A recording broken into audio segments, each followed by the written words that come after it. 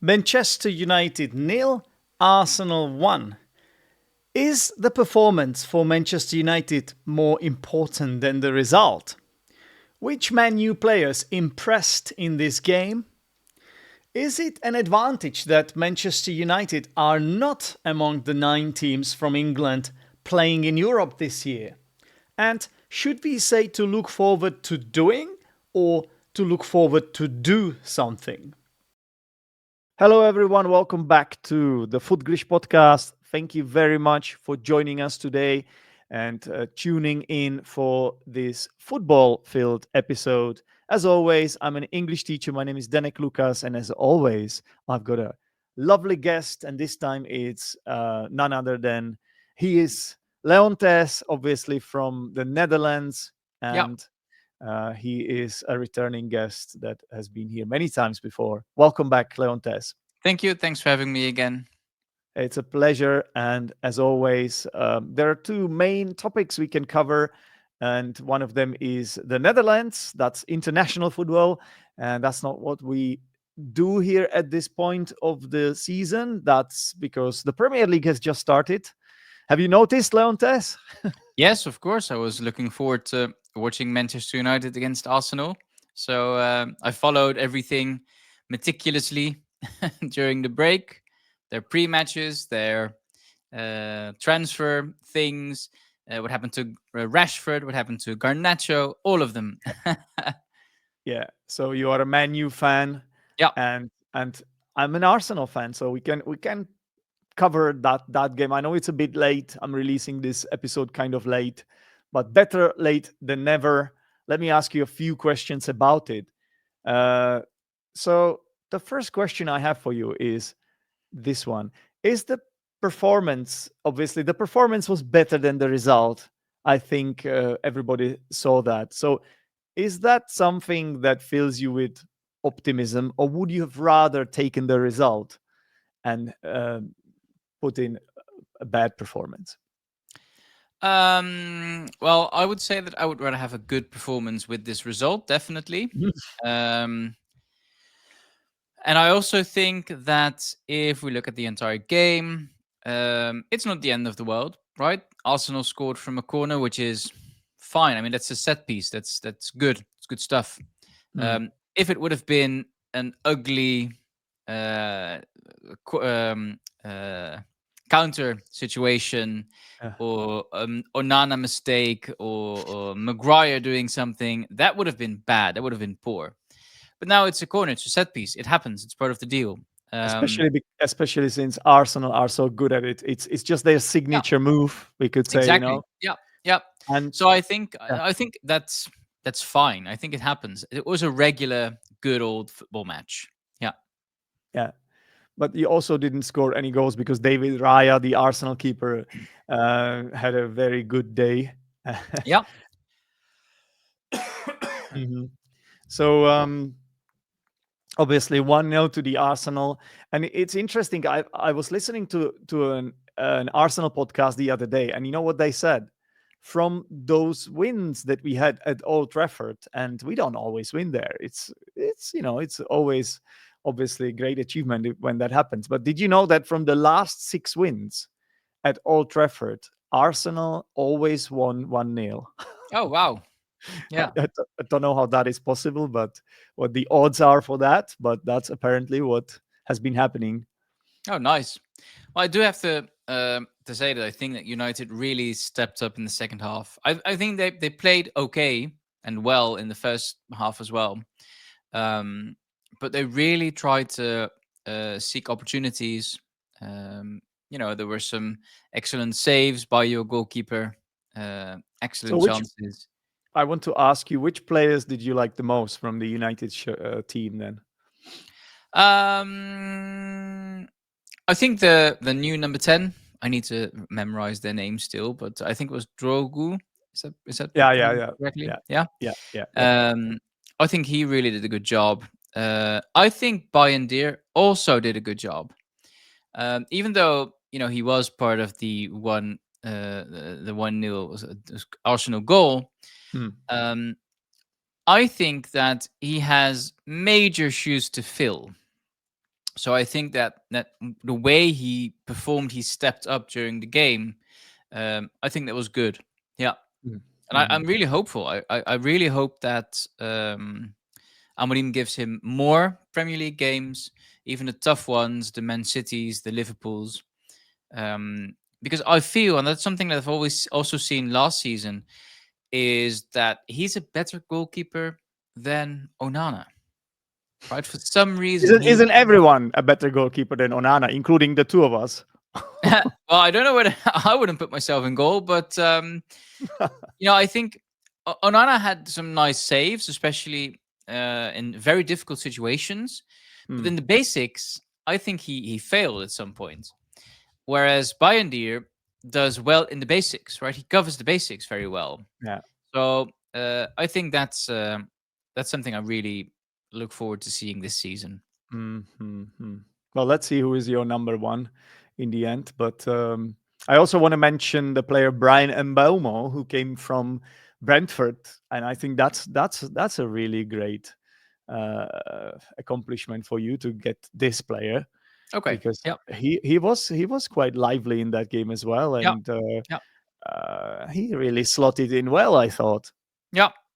I think they really had some nice dynamics within the team. And this is something that we saw, I think, in the Solskjaer early days. Mm, Remember the 4-0 win over Chelsea in that season, the first game of the season? I think that the same vibe was sort of present in this game. Um, it was different, I think, because of course different team, different players, but he really wanted to show that they've worked on those dynamics, on the tactics, and that's something that we also saw in that particular game at Old Trafford back then. mhm. Okay, what about playing with players like Casemiro though, and Shaw? Are they the kind of players you should have? Even Maguire came on late on as a substitute. Is this the direction you should be taking? Aren't these players past it? Um, I don't know. I think we need to look at the rest of the season first. I'll definitely pay attention to those players in the next game. I think that's an interesting one. What I do think is that Casemiro is one that we should not underestimate. I've Mm, seen lots of criticism towards Casemiro, but I think that he has a set of experience, yeah. right? He brings experience to the table that the other players don't have because, Mm, he's played for Real Madrid. I think we saw the same when we brought Rafael Varane, also lots of mm, experience. The same with Cavani back then, who didn't shine that much, unfortunately. But I think Casemiro really has this senior role in the game, yeah. both on the pitch and off the pitch. He steps up when necessary. I think that's important. He I would have seen him more in a more attacking role, even though he is a bit more defensive. I miss him in attacking positions sometimes, but he is a bit slow. So I think that really is his asset. The fact that he has lots of experience as a Real Madrid player, and now, of course, as a seasoned Man United player, Yeah. together with Bruno Fernandes. I think we should not underestimate Cavani. The same goes for Shaw a bit. I think Shaw is a good player. He's a good footballer. He has lots of skills, but he's a bit like Arjen Robben, right? He's a man of glass. So he breaks once in a while, and then he's out for the rest of the season. Yeah. Yeah, that's right. He's very injury prone. Yeah. Yeah. Yeah. Mm. But in this game, from the Arsenal's point of view, putting Arsenal's glasses on, you have to admit that it was not our day to play well. We were just under par. Yeah, and all Arsenal fans are saying it. We got away with one there. We were lucky because you were the better team, I thought. And but on the other hand, that shows the way Arteta is able to play. Sometimes he is a pragmatic coach, and once we scored that goal, it was focusing on not conceding, I thought. Yeah. So Yeah. were you a little bit disappointed that maybe the first game of the season Arsenal should have taken a more entertaining approach to the game? Um, Or did you expect no less than that from us? well, I don't know actually. I don't know what I expected. Um, I understand why Arteta wants to play on the safe side. Makes sense. Um, because of course he doesn't know what Amorim is going to do with United, right? So maybe if it was way too dangerous, it might have been trashing on either side. Yeah. Um, so I understand the safe side. I also feel that he really wants to win the title this season, and then it's better to play safe than sorry. Yeah. Play safe than be sorry. Hmm. Also, what experts and pundits and football fans have been talking about, obviously, are a few refereeing decisions. So, first of all, that goal, some people say it might have been a foul because often the goalkeeper is protected by the refs in the small box, in the 6-yard box. There was a little nudge on him.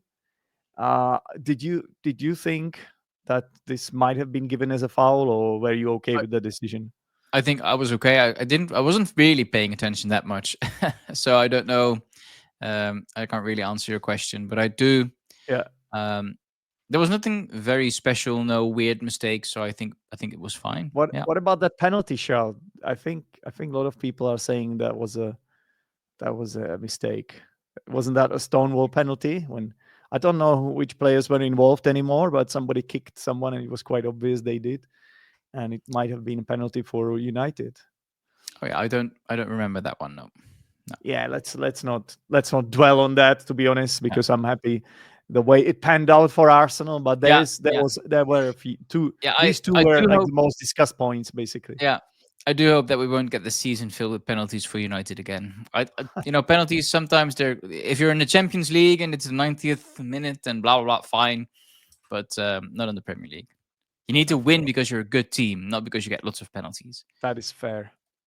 Leontes, did you know that this year there are 9 teams in Europe? That England has 9 teams in Europe.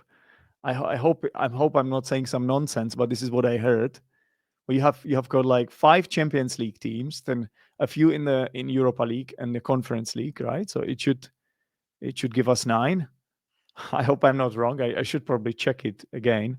But the point I'm trying to make is that United are not one of them. And I want to ask you: is this an advantage for you, or would you rather be there?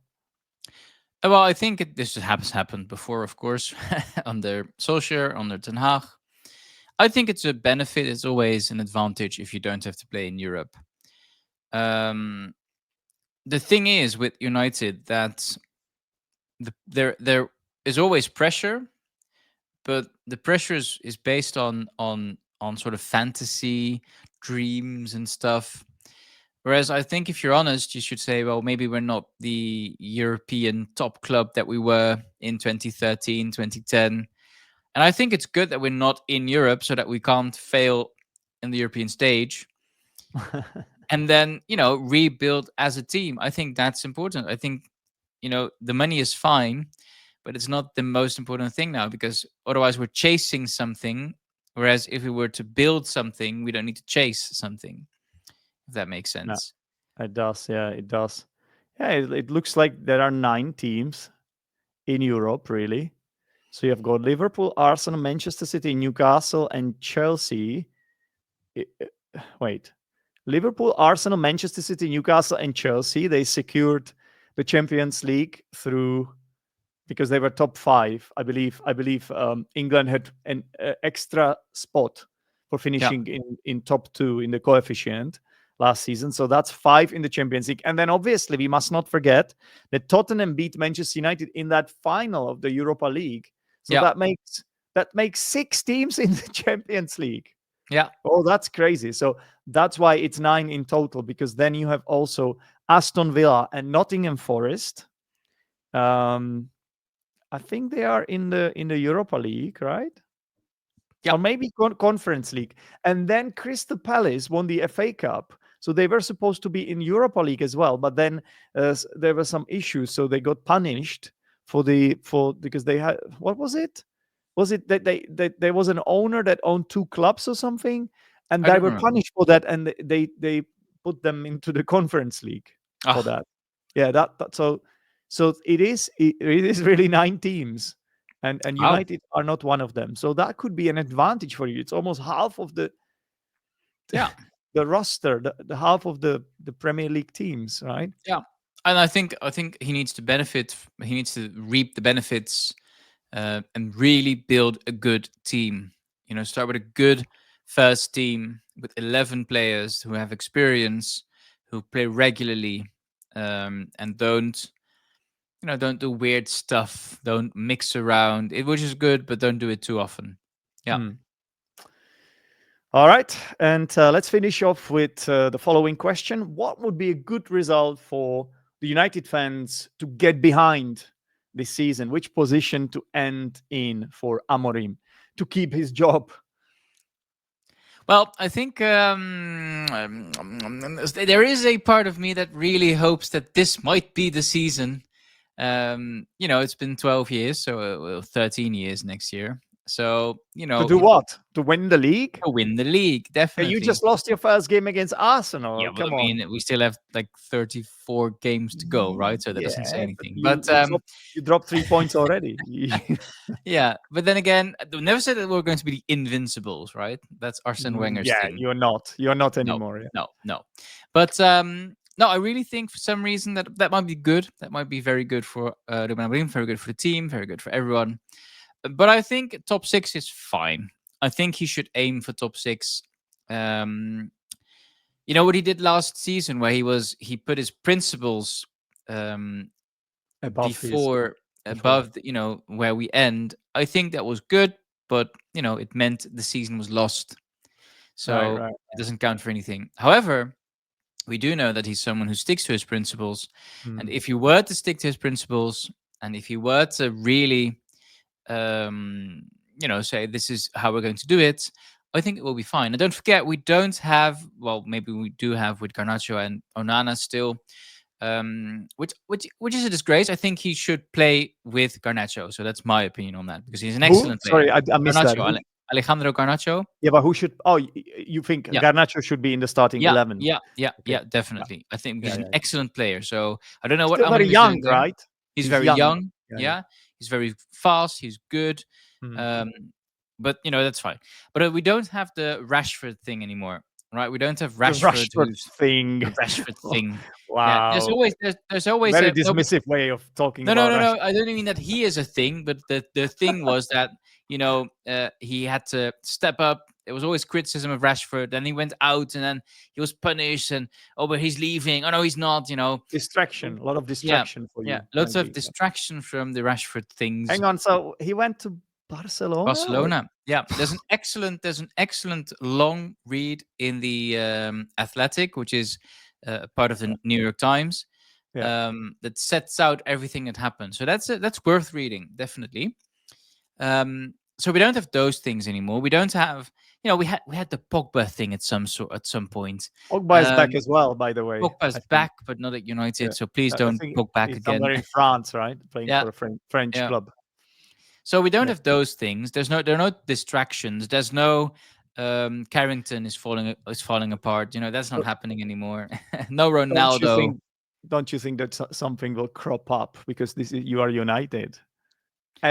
It cannot be perfect. Come on, something No, it has cannot to. be perfect. No, definitely. And I think the thing that is going to be the thing this year is the new stadium. I think Oh that's yeah, going to be it's difficult. leaking, isn't it? It's still leaking. This Just does hope, Yeah, Old Trafford is just hope leaking. for Goes to less the new rain. one. Basically, you shouldn't Yeah, have any rain. If it yeah, doesn't rain, you're fine. yeah. So yeah, who knows? I'm running the Manchester Marathon in April. Are you? Are Yeah, you yeah. So training for a marathon? yeah, Wow. yeah, yeah. So I really hope to go to Well, Manchester and of course ha- visit a United game then. have you done marathons before, or is that Half will that be your marathons. Yeah, half half marathons. Yeah, marathon? So that will be your first yeah, marathon. Wow. yeah, I yeah. have never. Like the most I've ever run was like 22, 23 kilometers. I've done half marathons, but uh, to be honest, every time I did that, I just said to myself that nevermore. So I can't imagine running 42 kilometers. That Yeah, I don't know how that's going to go, but we'll see what happens. But then, well, of course, nice. I hope to go to United. Then and then I'll be back on the show Keep us posted. discussing Keep us United. posted, Yeah, and yeah, make a vlog about it or something. And yeah, yeah, we when you are back, we can talk about it on here as yeah, well. And yeah, that's lovely, man. Good luck to you. Fingers crossed. yeah. And is the aim just to finish, or do you have a particular time in your head? I want to do it within 4 hours. So let's say 4 hours tops. That's fine. That's Maybe crazy. 4 hours and 15 minutes or so. That is Um, crazy. yeah, so around 10 kilometers an hour. Yeah, Yeah, the truth is, I would always run 20 in under 2 hours. So that you have to just keep your pace, I guess. yeah, Anyway, yeah. this is not a podcast about I'm running or running. jogging anyone or marathons. Well, This it is is about running, right? Football yeah, is about in running. football you have to run as well, I suppose. Yeah. But thank you very much, Leontes, for Thank you for coming having on and me. talking to me about your team, Manchester United. All the best to you, of course. Now that we have you out of the way, I don't mind if you start winning, and especially beating those big teams. Yeah, Help us get them out of the way for us, will you? yeah, yeah. We will. Thanks. It's a deal. Yeah, All right, lovely to talk to you, and talk to you next time. yeah. See you Cheers. next time. Bye bye. Welcome back to the Language Corner. As always, in this segment of the show, we are going to take a look at the English language, because this is an English learning podcast. That's right, it's a football podcast for English learners, for people who want to learn English and believe, just like me, that you can actually learn through your passion, through football. And I'm an English teacher, so this is my job to teach English.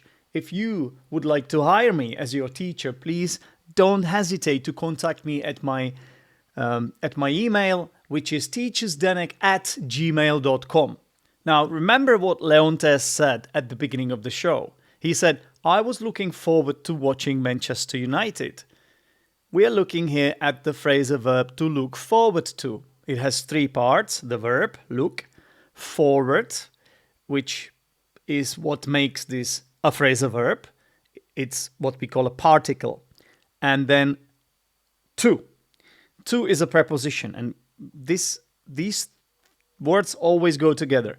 And you know what it means. It means to anticipate something with excitement, or to await something eagerly. You know the meaning. But what you may not know is that if we want to follow it by another clause, we need to use the ing form, the gerund. So we have to say, I look forward to watching Manchester United, or I was looking forward to watching Manchester United. Just like at the end of the email, we could write, I look forward to hearing from you. It would have been wrong for Leontes to say, I was looking forward to watch Manchester United. It would be wrong to write in an email, I look forward to hear from you. No, it has to be watching and hearing. So keep it in mind, and be careful about it, because I see a lot of English learners mess this one up. Okay, I guess that's it for today. Thank you very much for watching. If you were watching this on the YouTube channel, thank you very much for listening. If you were listening to this episode as an audio podcast, either way, please don't forget you can give this a like on the YouTube channel and leave a comment or whatever. And yeah, I've been Zdenek, and I will speak to you soon. Bye bye.